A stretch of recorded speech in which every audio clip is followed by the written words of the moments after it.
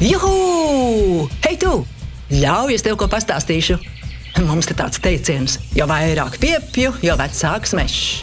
Šim mežam, piemēram, ir vairāk nekā 100 gadu. Kā tas sākās? Šeit iespējams bija pļāva, varbūt ganības vai izcirtums, bet varbūt te bija purvs. O jā, purvs pilns dzeltenām lācenēm un dziļdomīgiem akačiem. Man patīk purvi. Tīri tā subjektīvi.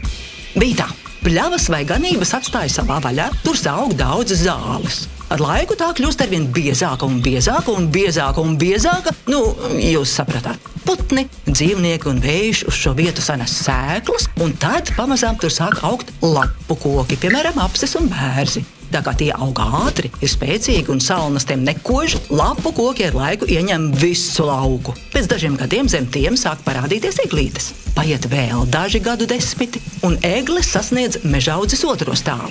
Vēl dažas 10 gadus, un egles pāraug lapu kokus un kļūst par meža galvenajiem kokiem. Parēķinot pēc savas Piepjagora teorēmas, es secinu, ka apmēram 120 gadi tas ir laiks, kas paiet no pļavas līdz īstenam mežam. Neliecieties neziņas par savu mazdārziņu vai pagalmu. Un pēc dieka 120 gadiem tur jau viļņosies mežs un augs jaunā piepēnu paudze. Latvijas teritorijā šobrīd nav neviena meža gabala, kas būtu saglabājies no ļoti seniem laikiem. Visi meži kādreiz ir bijuši izcirsti, tad atjaunojušies, tad atkal izcirsti un atjaunojušies vēlreiz. Viss nāk un aiziet tālumā, tā sacīt.